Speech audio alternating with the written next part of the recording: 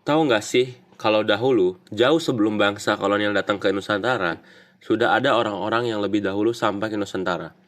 Orang-orang ini adalah para pedagang dari India dan Cina. Melalui jalur perdagangan mereka lah, agama Hindu-Buddha mulai hadir di Indonesia. Kalian juga harus tahu kalau masing-masing dari agama Hindu-Buddha memiliki kerajaan yang sangat besar di Nusantara. Tahu nggak sih kalau dahulu, jauh sebelum bangsa kolonial datang ke Nusantara, sudah ada orang-orang yang lebih dahulu sampai ke Nusantara. Orang-orang ini adalah para pedagang dari India dan Cina.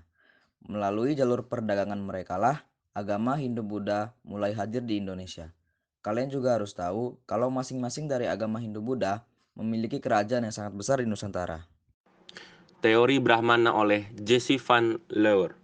Teori Brahmana adalah teori yang menyatakan bahwa masuknya Hindu-Buddha ke Indonesia dibawa oleh para Brahmana atau golongan gemukan agama di India.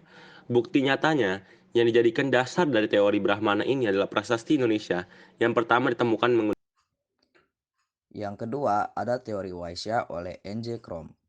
Teori Waisya menyatakan bahwa terjadinya penyebaran agama Hindu-Buddha di Indonesia adalah berkat peran serta golongan Waisya atau para pedagang, yang merupakan golongan terbesar masyarakat India yang berinteraksi dengan masyarakat Nusantara. Alasan pendukung teori ini antara lain yang pertama, terdapat kampung keling yaitu perkampungan para pedagang di India Indonesia yang terdapat di beberapa daerah Indonesia, antara lain Jepara, Medan, Aceh, dan Malaka. Teori Waisya mudah diterima oleh akal karena dalam kehidupan faktor ekonomi menjadi sangat penting dan perdagangan merupakan salah satu kegiatan berekonomi. Kegiatan perdagangan dianggap mempermudah para pedagang asing untuk berinteraksi dengan orang dari berbagai daerah. Lalu ada juga teori ksatria oleh C.C. Berg, Mukherjee, dan J.L. Mons. Pada zaman masuknya Hindu-Buddha ke Nusantara, di daratan India dan Cina sedang berlangsung perang saudara. Raja-raja yang kalah peperangan melarikan diri ke Nusantara untuk berlindung. Lambat laun, mereka mendirikan kerajaan kembali di Nusantara dengan corak-corak yang berhubungan dengan agama Hindu atau Buddha yang sebelumnya mereka anut. Namun teori ini memiliki beberapa kelemahan, antara lain ada beberapa hal yang menjadi kelemahan dari teori ksatria. Beberapa di antaranya adalah golongan ksatria tidak mengerti bahasa Sanskerta dan huruf Pallawa.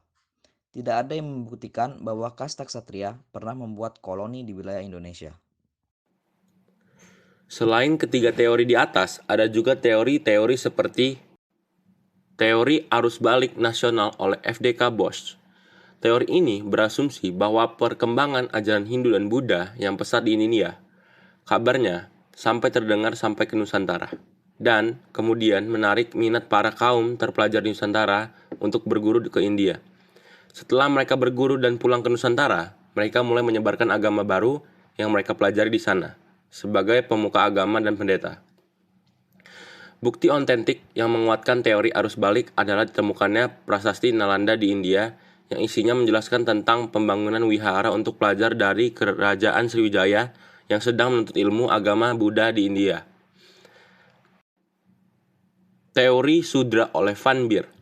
Para budak dari India dan Cina datang ke Nusantara karena dibawa oleh pemiliknya atau karena mencari kehidupan yang lebih baik pada mereka menetap di Nusantara. Mereka berasimisasi dan berkulturasi dengan penduduk sekitar. Hal tersebut membawa perubahan pada penduduk yang pada awalnya meneluk animisme dan dinamisme berganti memeluk agama Hindu dan Buddha. Bukti dari teori ini adalah adanya banyak keturunan India yang diketahui merupakan budak dan bermigrasi di Indonesia untuk mendapatkan kedudukan yang lebih baik. Dan sebagian dari mereka diketahui banyak menikahi keturunan Indonesia yang menyebabkan persebaran orang keturunan India di beberapa provinsi di Indonesia. Sekian dari kami. Dan terima kasih.